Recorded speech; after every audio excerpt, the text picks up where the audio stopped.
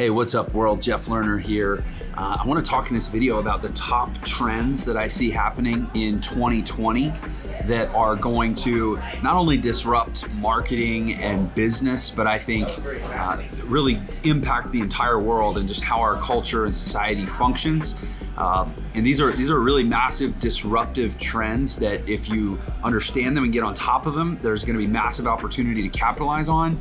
Otherwise, you can do what most people do with most trends, which is sit back and watch and realize later what happened and go, oh man, woulda, coulda, shoulda been on top of that. So watch this video and get a jump.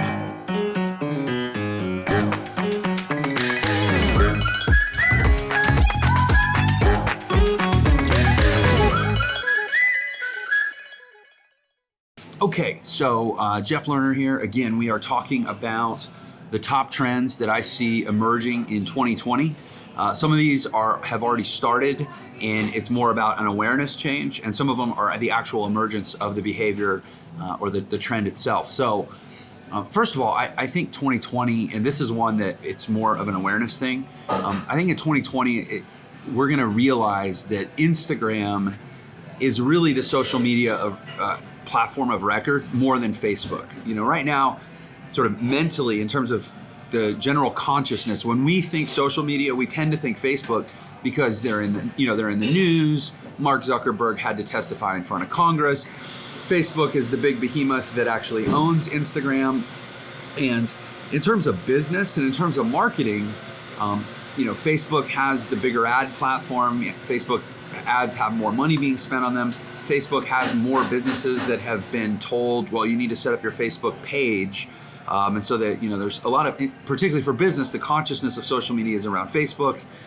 And frankly, a lot of older people who tend to be more of the business owners are kind of using Facebook more than Instagram. A lot of the younger people have moved away from Facebook entirely. In fact, I have teenagers, they don't even have Facebook profiles. They have Instagram, they have Snapchat, they have TikTok.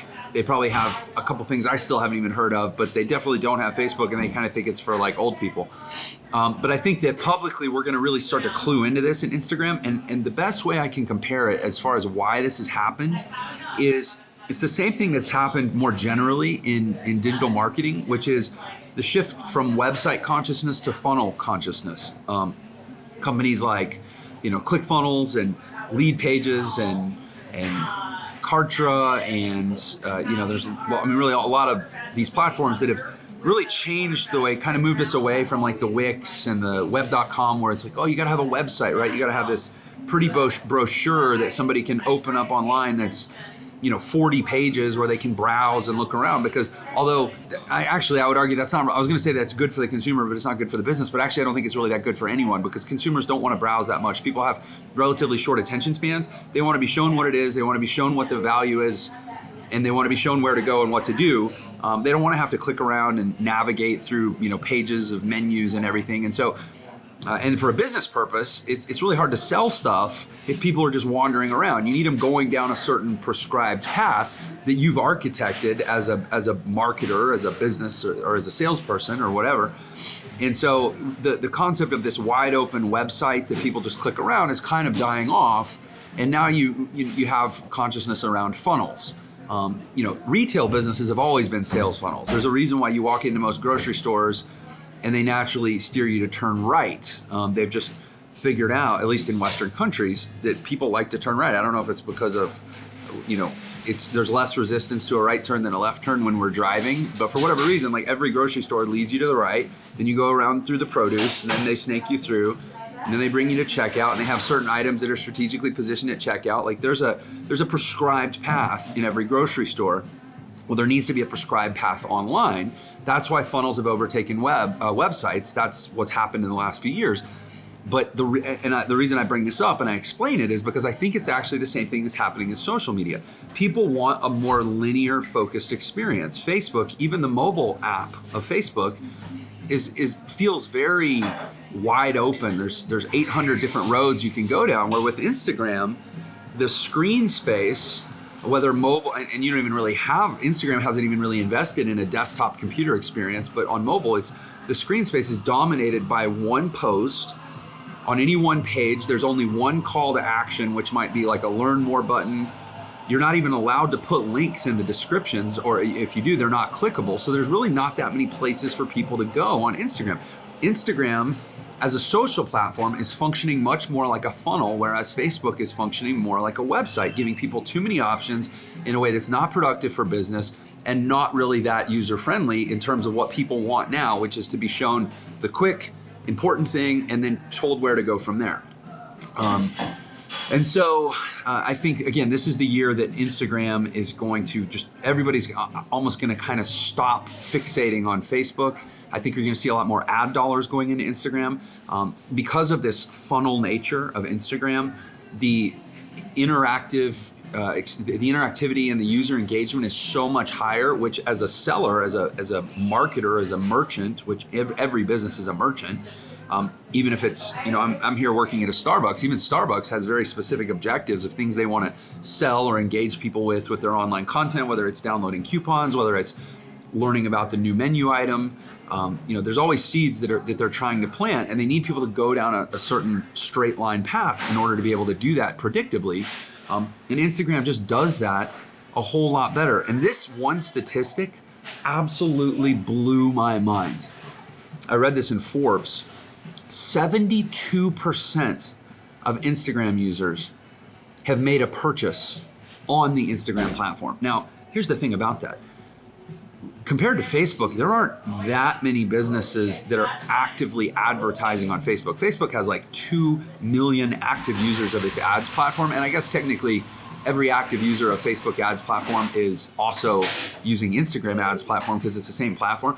But in terms of creating campaigns that are designed around the user experience of Instagram, there's not nearly that much activity. Most of the campaigns on Instagram, most of the advertising on Instagram is kind of like spillover from Facebook, where somebody just checked a box in the Facebook ads platform and said, oh yeah, show my ads on Instagram too. But in terms of customizing ad experiences and funnel experiences for Instagram, there's not as much of that happening on a gross basis. And yet, 72% of all Instagram users have actually bought something on the platform. That is an insane number. There are 1 billion users of Instagram. That means there are 720 million people that have actually bought through the platform. In terms of what drives business, what drives ad dollars, which is what drives, growth, I think this is the year that businesses go, man, this Facebook thing is like, it's just not where it's at, except insofar as it's a portal to engineer and access the Instagram experience in terms of connecting with our customers. Instagram has rolled out shoppable posts. And the other thing they've done, as you probably heard, is they've killed off likes. And I think a lot of businesses have, this sort of natural resistance to like a business. It's kind of a damned if you do, damned if you don't thing. Like businesses resist doing social marketing because they don't want to look. They're told they need to do it, but they don't want to go out and do it and look bad or look unpopular or look lame. So, the first time you do it, everybody's got to get their first follower, everybody's got to get their first like, right? So you kind of resist because you don't want to look like you're new or you're amateurish. Getting rid of likes, I think, is actually going to move more businesses to invest more in the platform because they're not going to have that insecurity of, well, how am I going to look my first time out? And the fact that Instagram has rolled out shoppable posts, what I think Instagram is doing is they're trying to close the gap between how a business uses the platform and how an individual uses the platform. Whereas Facebook, in a way, they seem to be widening the gap because they've made it so that your business pages have virtually no organic reach, no ability to get content in front of people unless you're paying for it. Now Facebook is going so far as to say that even the individual profiles aren't going to have much organic reach because people were using their profiles to try to drive business, whereas Instagram has basically said, hey, we're going to give a fairly consistent experience where a personal profile and a business profile are really just two slight variations of the same thing. You just check a box and you make your profile a business, and they give you some enhanced reporting and they give you some enhanced features. But in terms of how the algorithm and the feed treats you, basically the requirement or the rule with Instagram is just content is king. The best content wins. You don't get penalized because your content is business content, whereas on Facebook you do, because your business content has to be delivered through a page, not a profile, and pages are coded to have virtually no organic reach. That's a huge distinction. So as a business, I want to be on Instagram where I basically get treated like a real person, and as long as I put out good content, my content has a chance to show, and I can actually embed shoppability tools into my content in a way that Instagram gives me and doesn't feel like it's fighting me.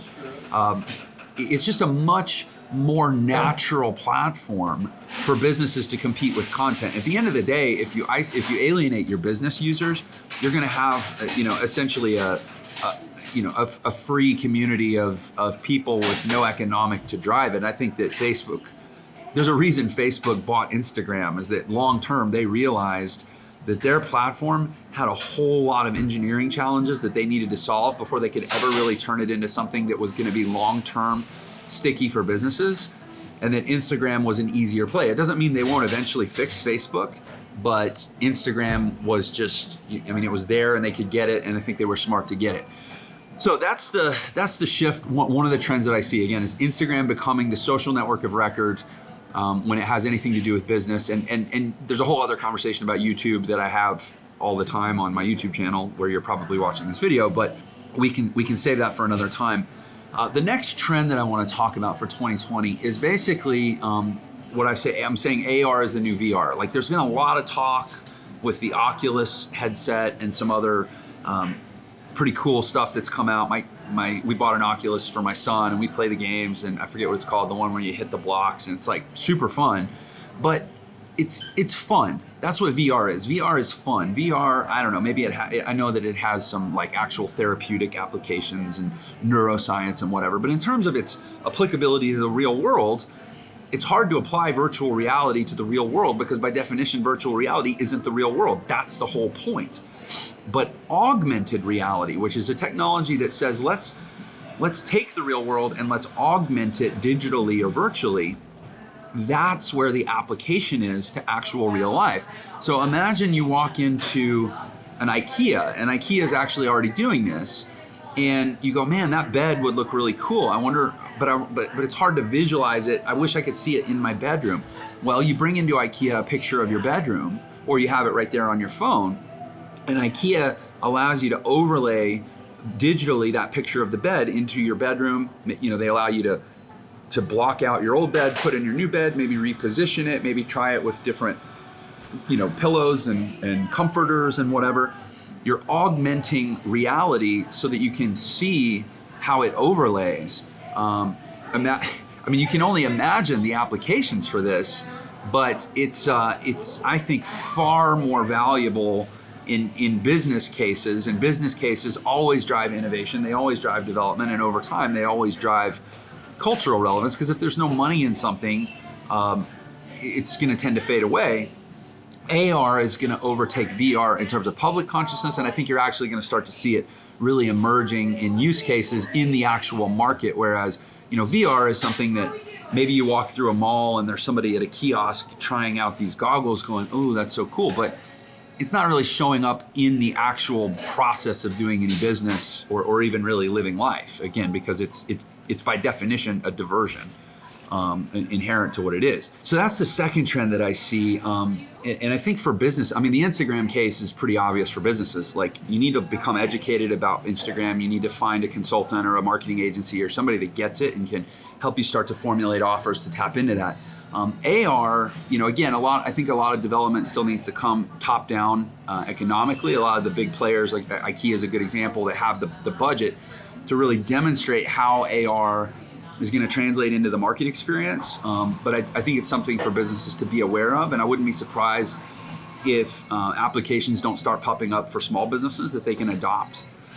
The next trend, I'll move on to the next one. The next trend that I see being really, really big in 2020 is sort of an awareness. It's sort of a hybrid. It's an expanded awareness, but it is going to drive actual behavior. And it's basically what I'm doing right now.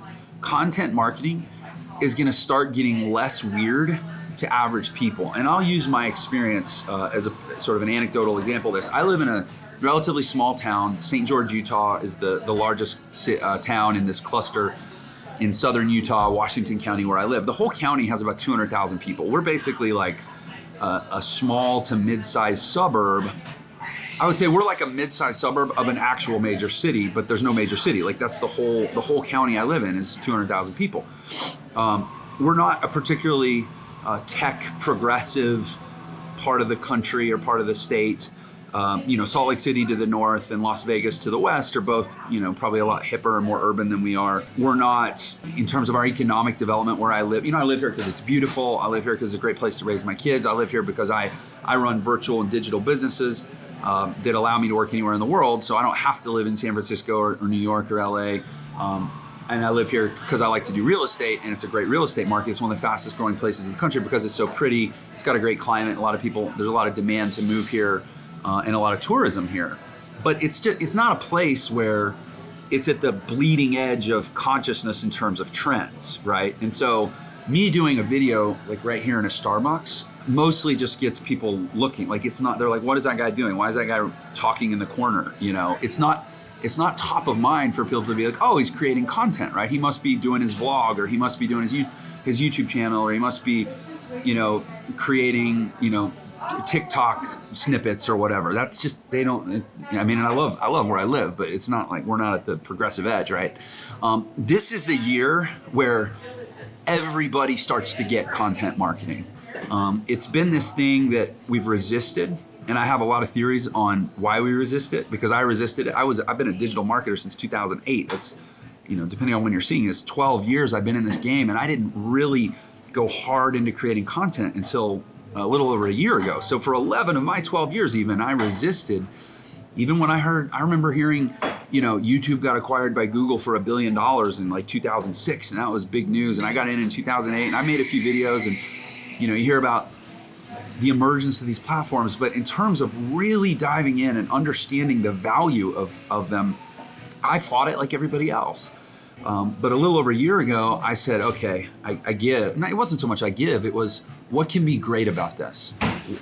How can I turn this from like, oh, it's this necessary evil, I gotta create content, into like, hey, if this is going to need to be a part of my life, how can it be a great part of my life? And it's ended up being one of the most powerful things I've ever done. Just finding my voice, figuring out my message, getting comfortable, in a way, getting bulletproof, dealing with the haters, dealing with the attacks. I have millions and millions of people see my videos, and not all of them are that nice. And I've learned that they, sticks and stones. Like it's what can be great about content is going to start to become the question in general to a society that says, okay, I can't put my head in the sand about this anymore. What are all these people doing, and how can I actually benefit from it? Because the people, it's getting to the point, and at what point in 2020 this is going to become obvious. I think it's a multi-year unfolding process, but like we're in the thick of it right now, where it might be summer 2020 that a business owner wakes up and goes, oh my gosh, I am screwed if I don't get over it.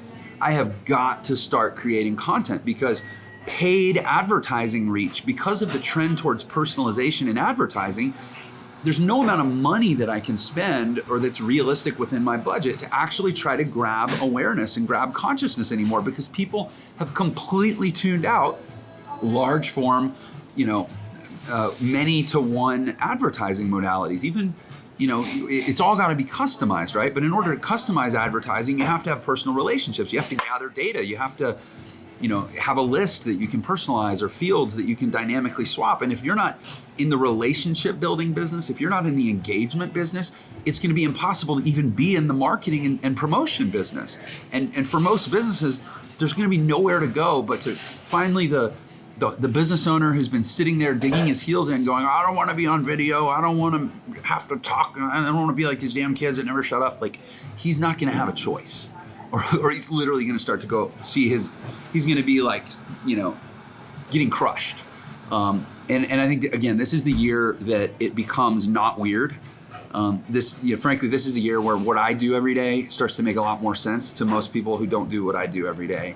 And for you, not to sound like a Gary Vee parrot, but like, it's time.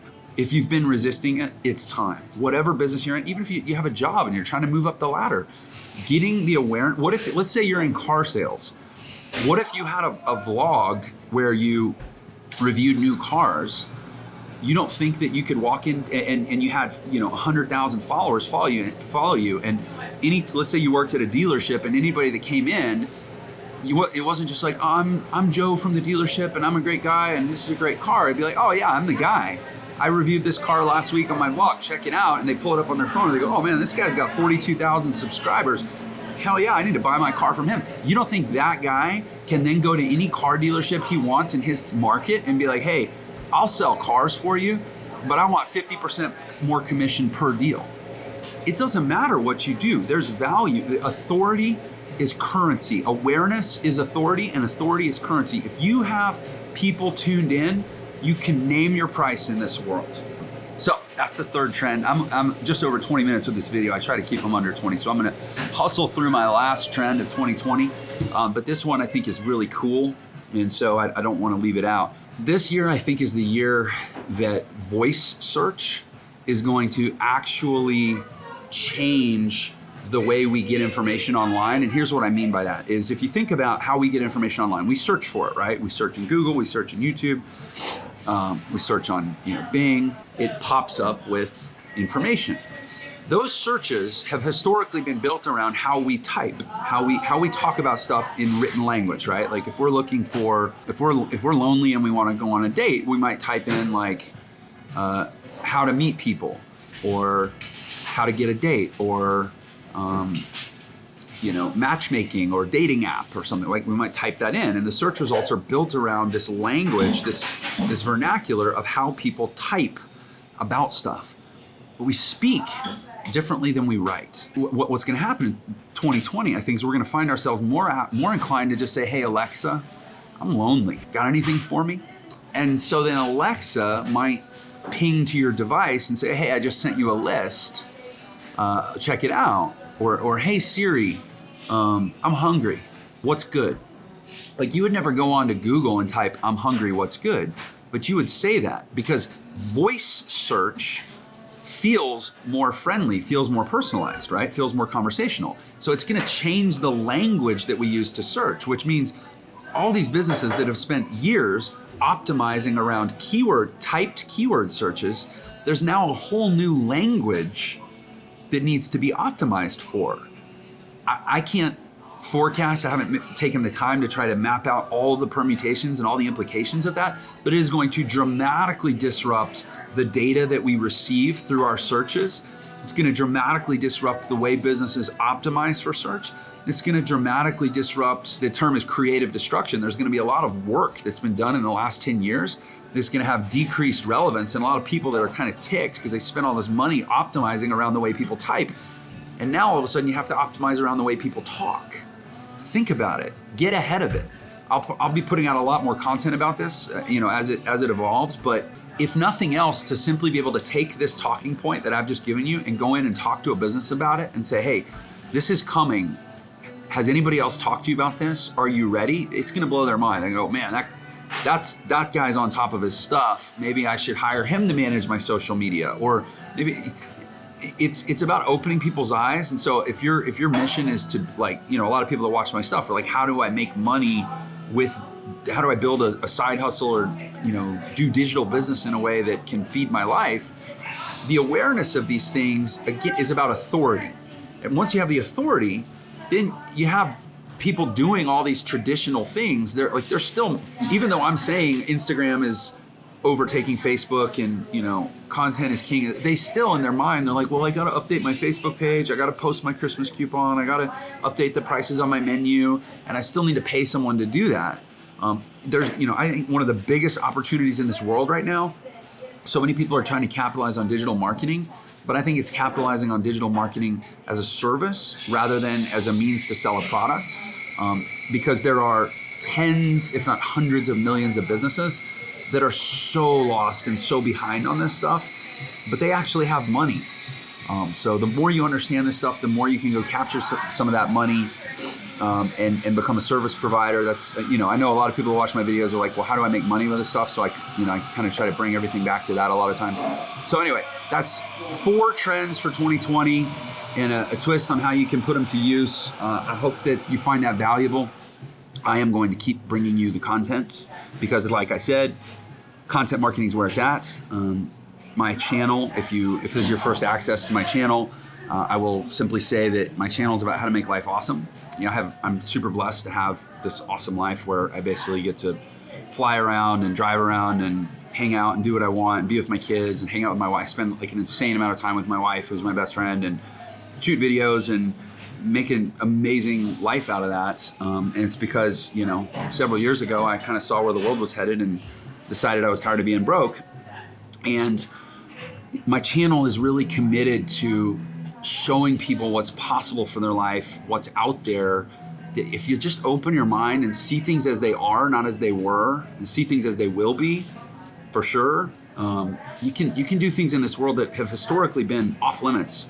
Like, for most of human history, having an awesome, flexible, free, fun, empowered, vertically and horizontally mobile life was off limits to most people. For most of human history, how you were born is how you were going to die. We don't live in that world anymore.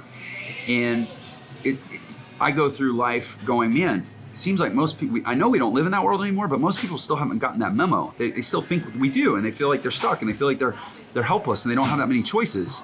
My channel is committed to changing that consciousness. So if that sounds cool to you and you want to have an awesome life and continue to have at least one person in your life bringing you information on how to do that, I ask you to subscribe to my channel. And make sure when you do that when you click the little subscribe button that's somewhere down there, you click the little bell that tells you, when you subscribe, I want to get notified as new videos come out. And I'll keep doing my best to make those new videos worth being notified about. Thank you for your time. I'll see you on the next one. Take care.